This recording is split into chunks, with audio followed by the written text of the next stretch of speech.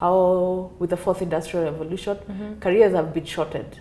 So now people are even getting out of the workspace earlier. Yes.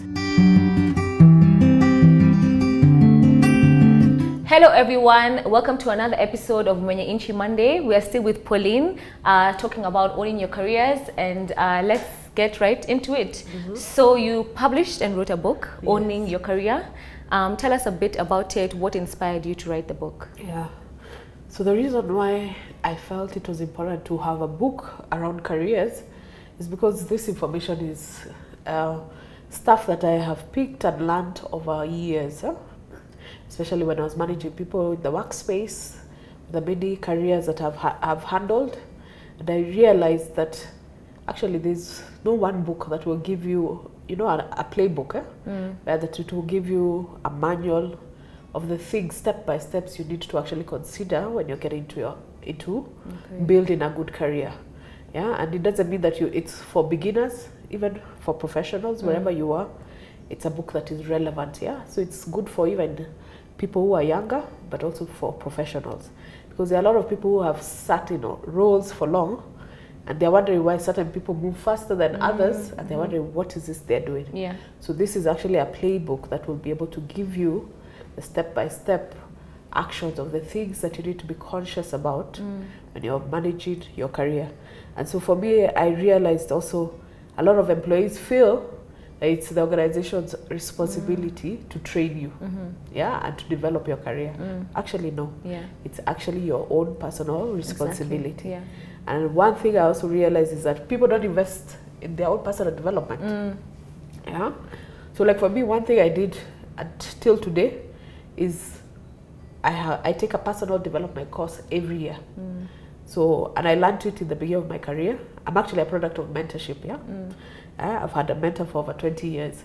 So the information and the knowledge that I've gathered over 20 years, where you consciously are developing yourself to be an expert in an area, you can compare somebody who's doing that and the one who hasn't done. Yeah. You see your worlds apart. Exactly. Yeah. So if you want to become excellent in one area, there are certain things you have to do. You actually have to say, part of my salary, I have to apportion a certain amount to developing myself. So and that's the reason why I've actually called it owning your career. Yeah. You have to own the process. It's not about your employer. It's not about your employer promoting you. If they decide they're not going to promote you, who says you're stuck into that organization? You can look for opportunities outside. Yeah, so it's about broadening your view in terms of how you look at your career and doing the right things at the right time. Yeah. Actually, even in the book, there's a career life cycle. That's the other thing what people don't know, that there's actually a career life cycle. There's a point where you will actually, and it's inevitable, you will actually have to get out of the workspace. Yeah. But there are certain things you needed to have done before that time gets there. So own it, own that career, so and manage it. Yeah. So would you say the book is targeted? What's the target audience? Someone just starting out, someone who's still in the career? It's for early career entrance, for people who are already professionals who feel stuck. Yeah, because it's a playbook for across your career life. Board. Yeah, so it actually gives you the full picture.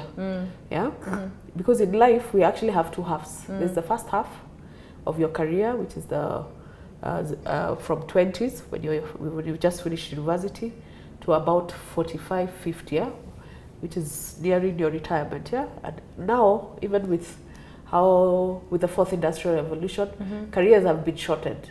So now people are even getting out of the workspace earlier. Yes. Yeah, so by 45, you need to have maximized your time while in the workspace so that you can prepare for your second half. That second half is actually going to draw on your experiences of your first half. Yeah. So if you were not intentional about it, it makes it hard. So you see, it caters for all. Okay. Yeah, that's all great. The way to retirement and even how to position yourself for the next half. Yeah. Nice. So what would you say are 3 key takeouts or 3 important points for someone who is thinking about getting the book or is not sure? Like, what are 3 key takeaways from the book that you would actually give? It's interesting you ask 3 key takeouts because the book is actually in 3 main portions. Wow. Yes. Okay. Yeah. So the first area, the first part is around understanding you and your career. Yes. Yeah. So that's where we delve deep in you understanding yourself and connecting yourself to the career line or the career path that you want to get into. And that's where I also get to explore and explain the key terminology so that people understand a job is not a career. Yes. Yeah. Yeah. Well, the work stints of 1 year, 2 years, that's not a career. Yeah. The career thing is where you can see that they are correlated. Your jobs are correlated and they're building onto each other. Well, that's an important over point. a long period of time. Okay. Yeah. Yeah. So you're building onto your skill sets. Yeah. So I take time to just explain and set the background in the first portion, the first part. The second part is around what are the key skills that you need to develop your career. Yeah. And now those are the things we were never taught. Yeah. So it's about self-packaging. How do you package yourself? What does a good CV look like? Yeah. A CV is not a replication of your job description or the job that you're doing. It's actually what is the value that you have brought yeah. while holding that role. Exactly. So when you have that in mind, you know every time I turn up to work, I'd better be adding value. Adding value. Yes.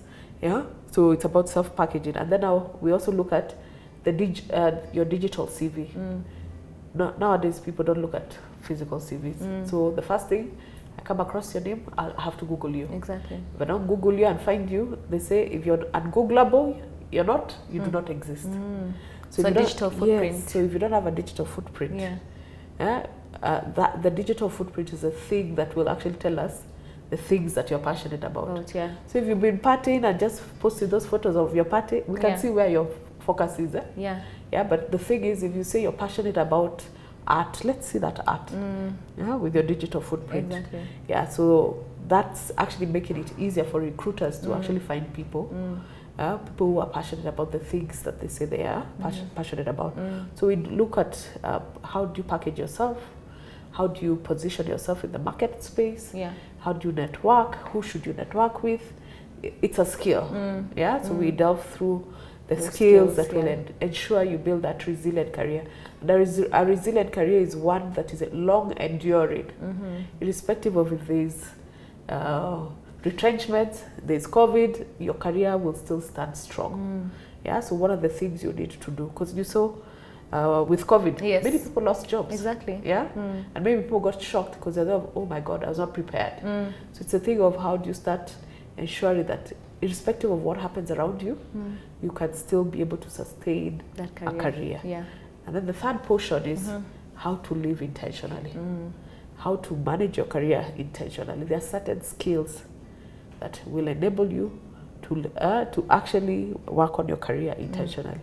And and that's where we put in journaling.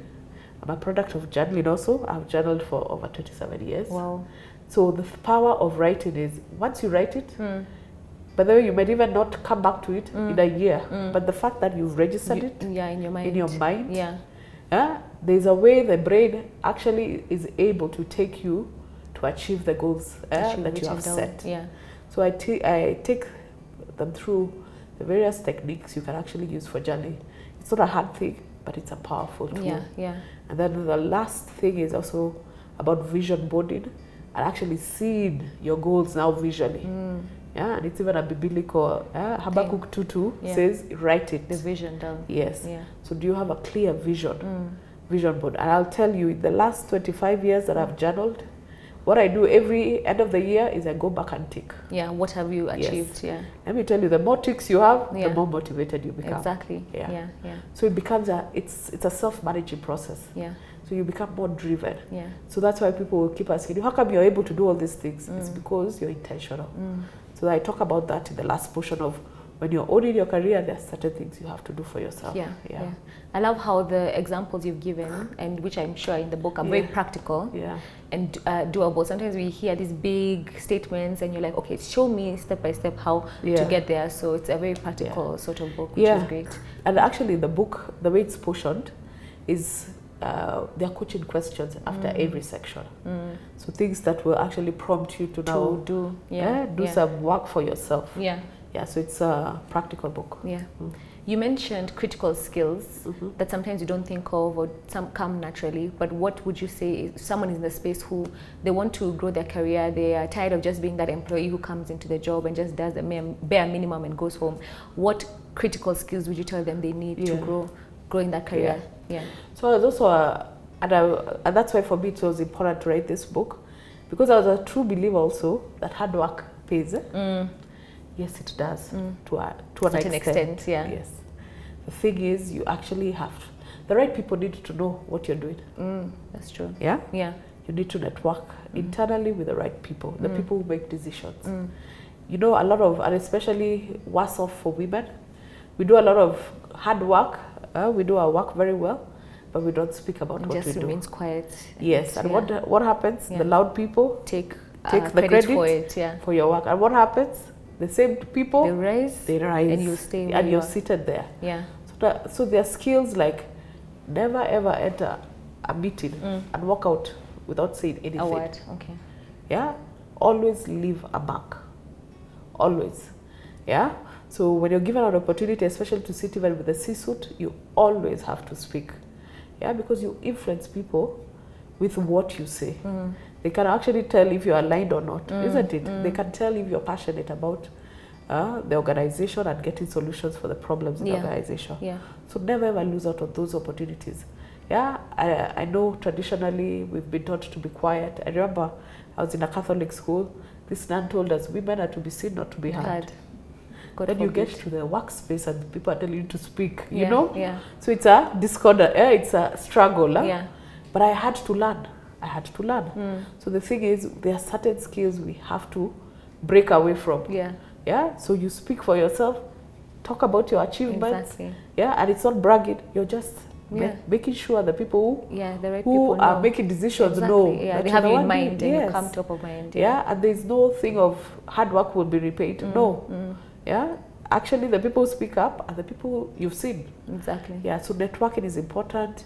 Getting a sponsor within the organization, people who have the decision-making powers, to be able to, for you to actually request them to mentor you, and for them to show you what you need to do to be able to progress your career within the organization. So those are intentional things. So a mentor is good because what they do is they show you how to grow your career to the extent to how they grew theirs. Yeah. But a sponsor sits on the decision-making table. They're the ones who will be able to now put your name there. Put a good, they can good actually, word for you. yes, they can vouch for you. Yeah.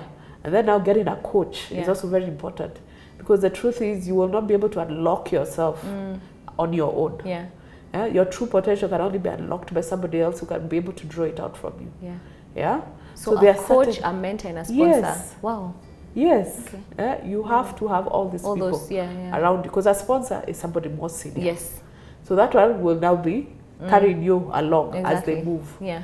And for me, I've had benefit of such people in my life. A mentor, I've also had mentors. Yeah, people who have been able to pour themselves to grow you. Yeah. Yeah, but the thing about a mentor is sometimes you can actually outpace your mentor. Your mentor. So that's why you need the sponsor. Yeah.